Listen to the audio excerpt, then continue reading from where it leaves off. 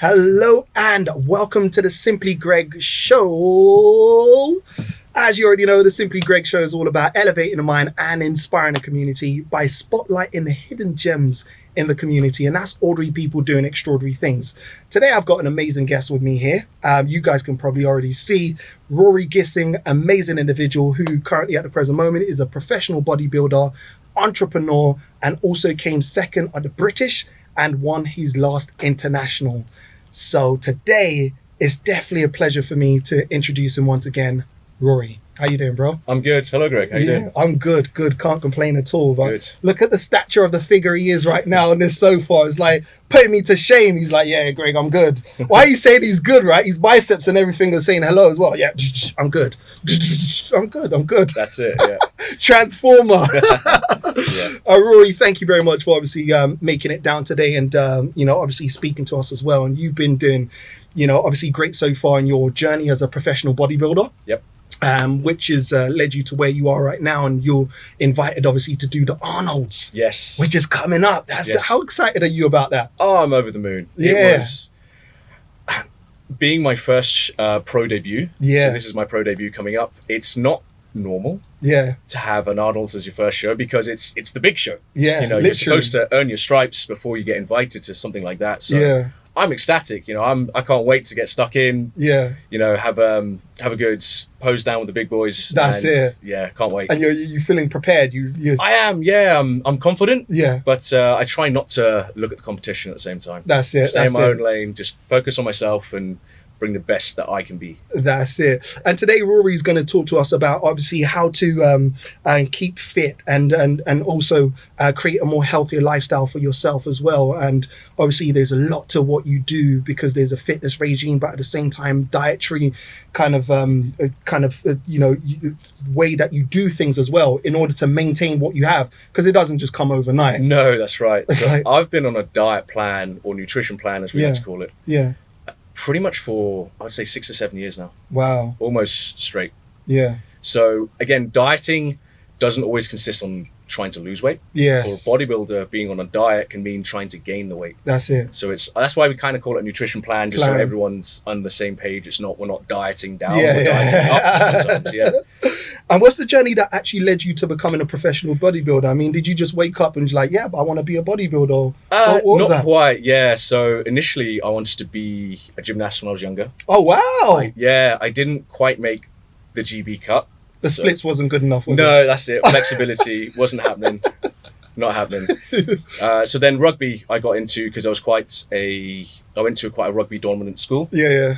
And yeah, so again, to gain the sort of popularity votes, Yeah. they have to be at school. You got to be a popular kid at school. That's it. You want to aim for the best team. So I got into rugby and had a good stab at it. Sort of wants to go, to a semi-pro level, potentially to go to a pro, but I got knocked out about 10 times playing Wow. that game. Yeah, I had all kind of fractures and breaks, and I thought at university level, especially when I had my last concussion, Wow. I was about 6 Concussion. weeks. Yeah, I was about 6 weeks away from a final exam, Oh, wow. and when you kind of can't remember your syllabus, there's a big problem.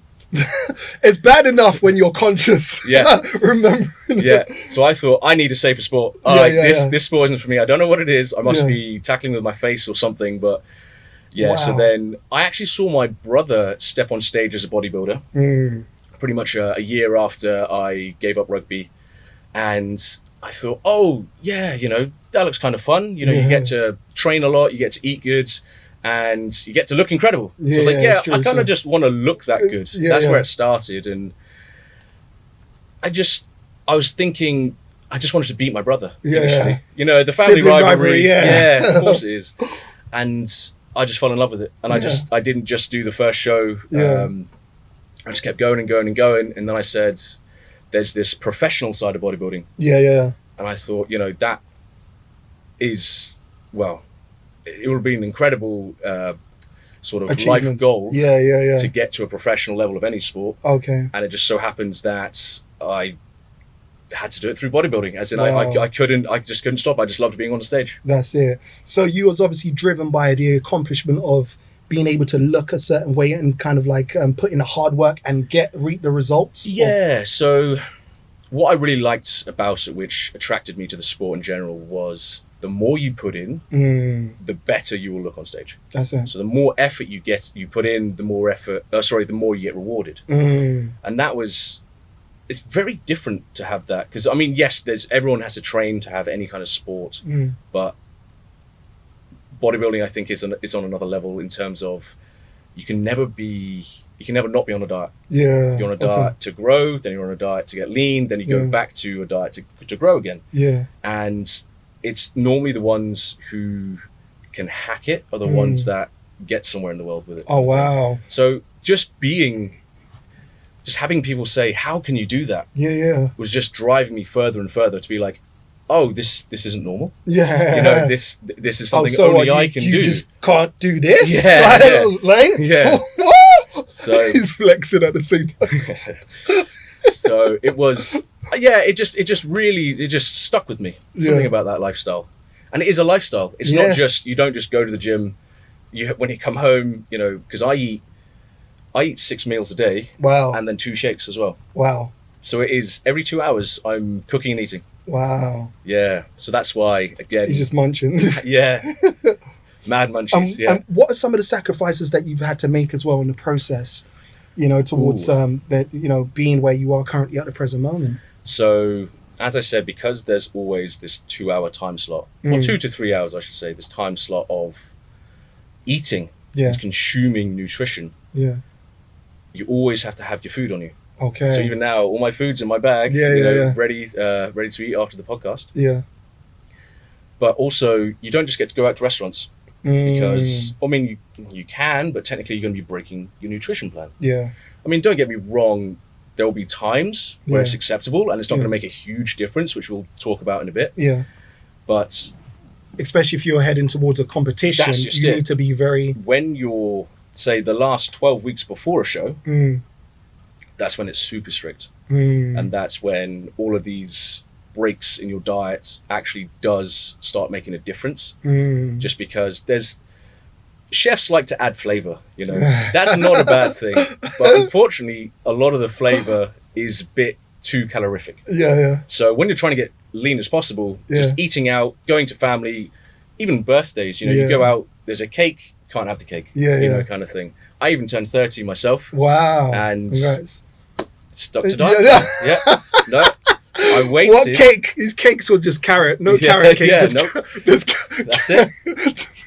But I did wait until I was at a position where I was ahead of my time schedule. And then it's like, okay, now's a good time. I can actually enjoy myself. Yeah. You know, so I can't just, you know, because I turned 30 today, enjoy myself today. I knew that in a couple of weeks' time, if I really push hard, I'll be ahead of the game. Yeah. So then because I did that, I actually enjoyed myself 2 weeks after my birthday. Yeah, earning yourself that cake as well. Yeah, that's right. Oh, yeah, I did.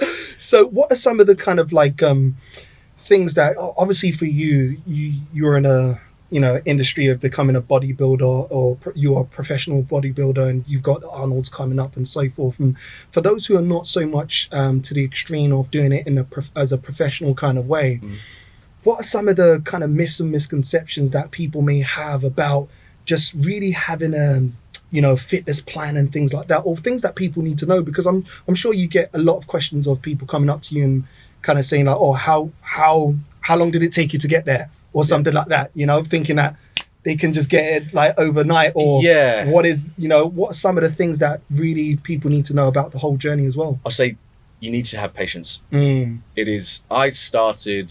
I had a bit of a head start because of my rugby career. So I was already in the gym lifting weights. I already knew how to diet a little bit because I needed it for the performance. Yeah. But I would say you need patience, because it pretty much took me 10 years of, you know, building muscle. Yeah. And then the last 5 years, when I officially called myself a bodybuilder, when I was back in the amateur days, that's when it was like polishing what you've done before. Yeah. So it's just have patience. And I would say the biggest misconception as well is everyone's very different. So it's finding something that's going to work for you. Yeah. You know, you can't just go on the internet and find I'll just say like Arnold Schwarzenegger's diet plan, Yeah. because that works for him. It might not work for you. That's you true. need to find something that's going to work for you, which is what again takes patience. Yeah, that's very true. Because especially now, we're in that day, type or time and day where a lot of people kind of trying to do exactly what you do, but not taking consideration of what their body is also telling them in order to ensure that they're applying that, but in a way that works for them consistently as well. That's right. Yeah, for sure.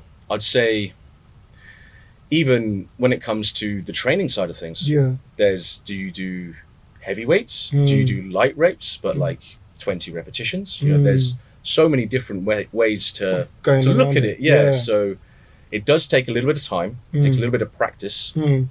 And I would also just say don't get disheartened if things don't go right immediately. It's just, you just found a way where it's not going to necessarily work that well for you. Just look for another option. Yes, that's good. I like that. There's always a way around it as well. If you can't get through the door, go through the window. Yeah. There you go. There's a way. And what are some, because I know at the same time, besides being a professional bodybuilder, you're also a fitness coach as well. Yes. Or you've got your own clients as well. I do. So I have my own clients. Being a professional, of course, does bring its own. You've created this like knowledge base on how to look good, essentially. So other people are interested. They also want to know how to lose body fat, how to put on muscle, how to look athletic. You don't have to look like a bodybuilder, but just how to improve your physique, or just how to be healthy. That's it. Literally. Yeah. Literally. And what's the common things that people come to you for, and the common questions that they often ask you, that you get a lot? I'd say for me personally, I normally get the dieting questions. My speciality is a little bit more towards like technique in the gym and lifting the weights. Yeah. But I think there's YouTube for that. Seeing a technique is a lot more easier to explain than to design someone's diet plan. Yeah. Because again, that's not individual anymore. Yeah. So I get a lot of diet questions, and I think one of the biggest mistakes, shall we say, is people, when they want to lose weight, will just eat like salad and veggies for every meal, and they do it for 2 to 3 weeks, and they'll get results in week 1 because their calories went straight down. But then after a while they stop losing any weight, and they don't know why. And there's a little bit of, if you starve your body of the essential nutrition, so your vitamins, mineral salts, it's actually going to want to hold on to your weight a bit more, because you've kind of gone into a starvation mode. Yeah. So the body is now thinking, okay, I have to kind of take or protect what I have right now, not to lose all of that. Pretty much. So there is a certain way to do it, so rather than just crashing it off. I mean, some people that will work, but I would call that a crash diet. And again, the faster it will come off, normally the faster it will go back on. Oh wow. Yeah. So again, so you just have that one bad day, boy. It's all gone back. You're one cheeseburger away. That's it, because again, you're putting yourself in starvation mode. Yeah. So anything you put back in afterwards, when you'll call it like a rebound, it's going to want to hold on to. And another thing is, when you eat so little, your metabolism has to adjust. Okay. So your metabolism will slow down. And that's not the best thing to do. So you have a slower metabolism. When you go back to eating your normal amount of food weight before you started dieting, you'll actually find you might gain more weight. Wow. And for those who don't know, what's metabolism? Metabolism is essentially just how much energy your body burns. So that's to say, if you have a high metabolism, normally you're a little bit skinnier, you struggle to put any weight on. If you have a slower metabolism, you will be a little bit heavier, you will struggle to lose the weight. So it's just working according to your metabolism as well, putting a plan that works for you and understanding how to get round to that. That's right. But coming back to that, everyone's different. Literally is. And in terms of, okay, you get a lot of questions asked about the nutrition plan and so forth, and what about the kind of a physical aspect? I mean, do you get any questions within that, or what you find in that a lot of people often want to do, like bulk up or? So again, it's going to be there is quite a divide between the sexes. So men always want big biceps. Yeah. You know, they want a bit of muscle, and females normally, or the majority of my clients anyway, would want to lose a bit of weight. So that is quite different.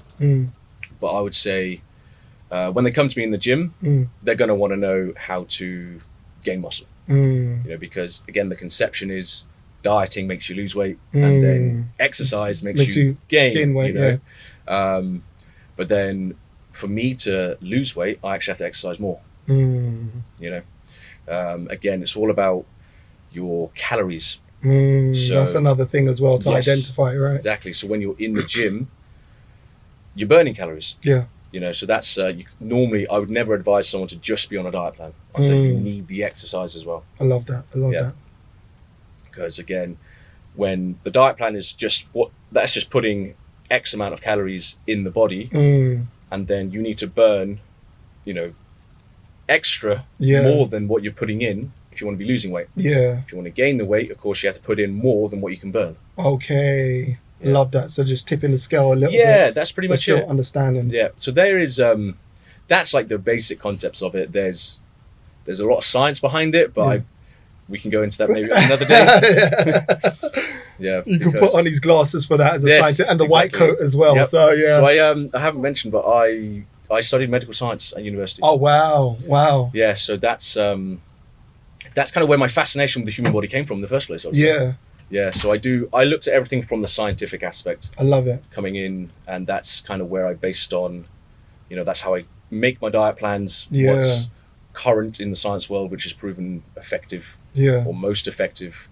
And again, that reflects back to training with the sports science. Yeah. So what's the most effective way in like our modern age of trying to gain, say, what's the best exercise for chest? Yeah. Every sort of 3 or 4 years, it keeps being like, oh no, this is probably the best exercise. Wow. And so it's just keeping up to date with different techniques, different approaches, I would say as well. Yeah. And it's also that commitment and dedication and discipline to keep towards that as well, right? Yeah. That's also a challenge in itself for a lot of people to commit to something. There are a lot of people will just stick to like one method, and if it doesn't work for that person, you know, it's no good, find someone else, which is a bit of a problem in the coaching world at the moment. You know, it's just it's a challenge. As I said, I prefer to look at a person individually and create something just for that one person. Probably won't work for the next person. Very true. And I think that's always the best way, because you're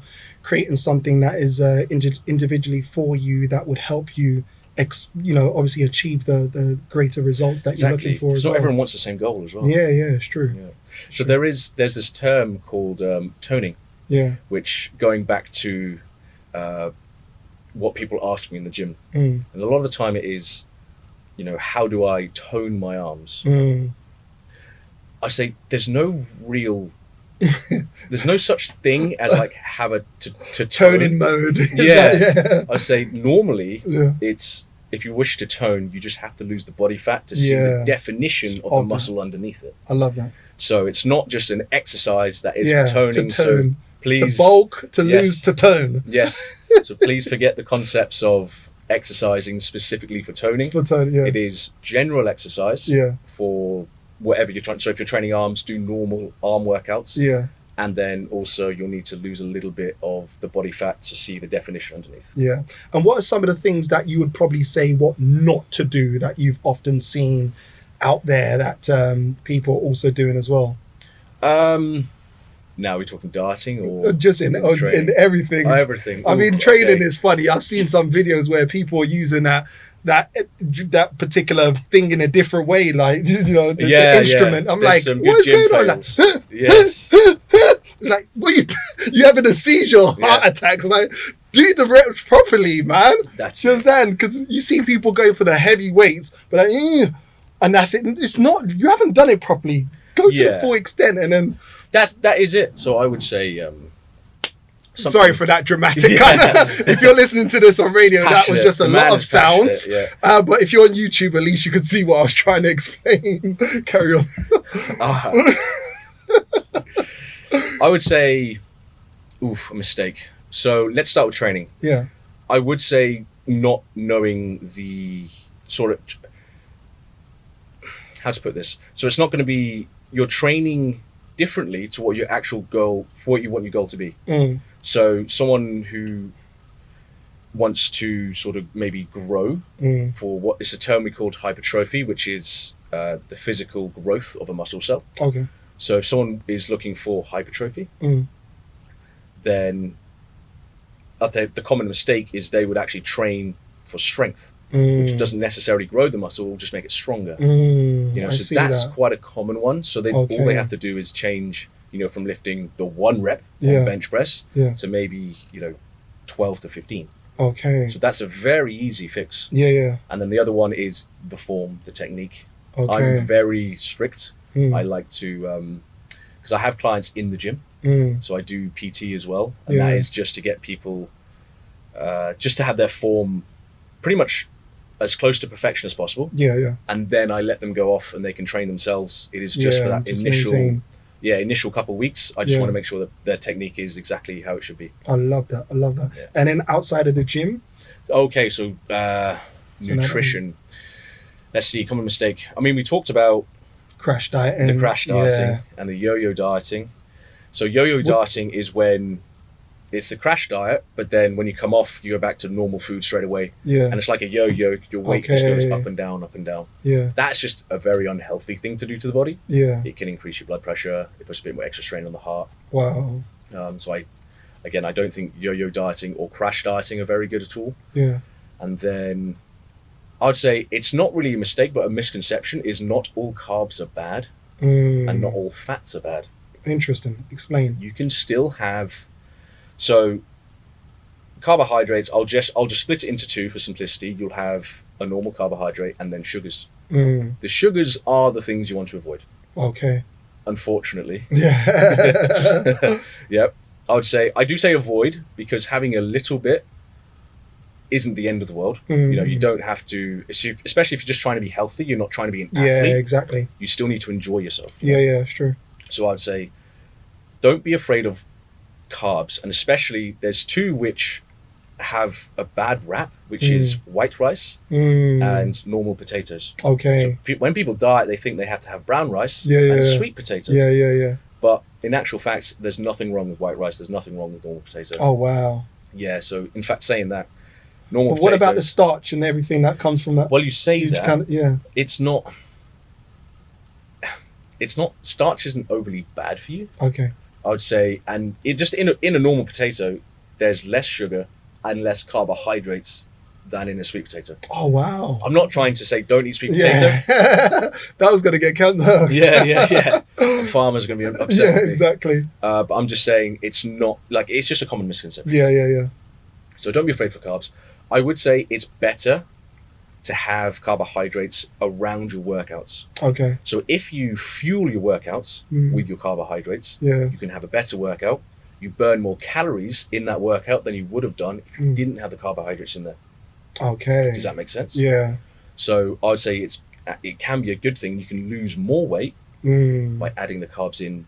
I see what you mean. An hour before because of how you. Okay. Yeah. So even though yes, you're putting a little bit more calories into the body, your overall loss will be greater. So use carbs wisely. I would say maybe refrain from them just before you go to bed. Yeah. Because you can't use them as energy unless you're getting up at 6 a.m. and going for a run. So it's usually best to use it as energy to kind of give you that. Yes, okay. Exactly. Use your carbs for an energy source for your workouts. So yeah. But I always thought as well it makes you a bit sleepy, or is that not right? Gives you the itis. Or... When you have far too much, yes, you can get a bit drowsy. And that you'll see the guy at the gym, he's just sitting down still looking at us like, bro, you here to work out? Or? That's it. And that's because you ingest your carbs, your insulin will spike, and then it will drop. Okay. So when you have the insulin drop, that's okay. So you're at the gym when the insulin is dropped. Your insulin will drop, which will then your blood sugars. Sorry, insulin spikes which drops your blood sugars. I got there in the end, and that drop in blood sugar is what's going to make you feel pretty rough. Okay. Yeah. Yes. Interesting that is.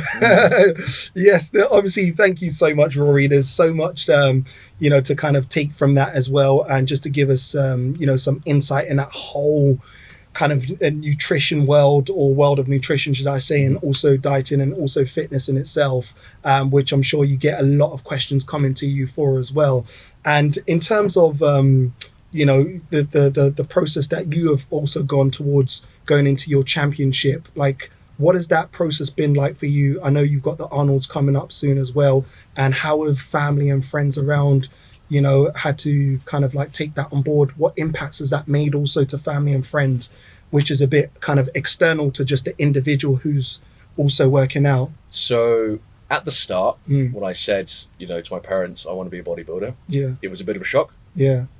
They didn't, well, it's an incredibly dedicated sport. Yeah. So That's they didn't, what I can imagine. yeah, so they didn't quite understand why I had to always be on a diet, why I couldn't have Sunday roasts. That's what I mean. You know, things like that. So your mum's like offended, like, what? No, yes, exactly. Like, It's very, but so it was, you know, it's just a motherly worry. yeah. That's all it was.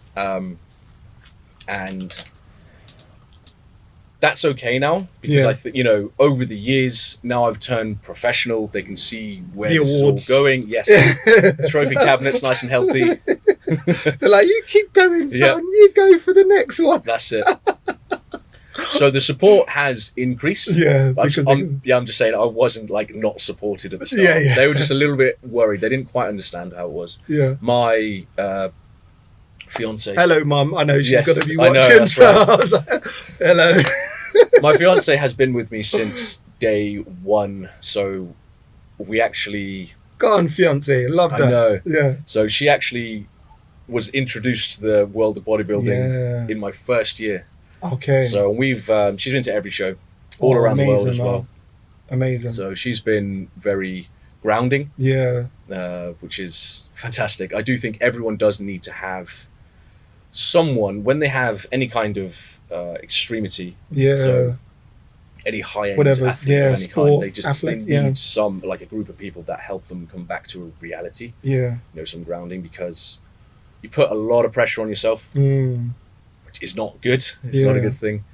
And yeah, especially in stress is something which works against you. So there is a huge tie between the more stressed you are, the worse you look on the day. Just because there's something called cortisol, which is your stress hormone, and that makes you retain water. Okay. So you look a little bit like ballooned up. Wow. So it's hard to explain, because it's not body fat sometimes. Sometimes it is water in the skin. Yeah.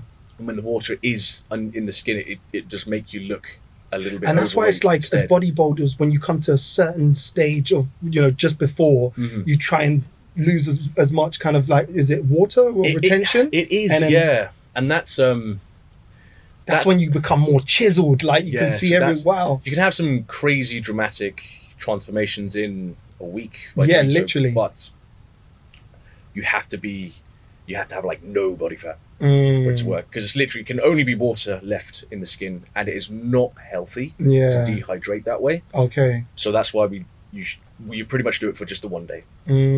But there's like a week of a build up where you will prepare the body for it. Okay. So you super hydrate yourself. Yeah, you'll super hydrate yourself. Okay. And then one day of dehydration, before, which I have to say I don't recommend. Yeah.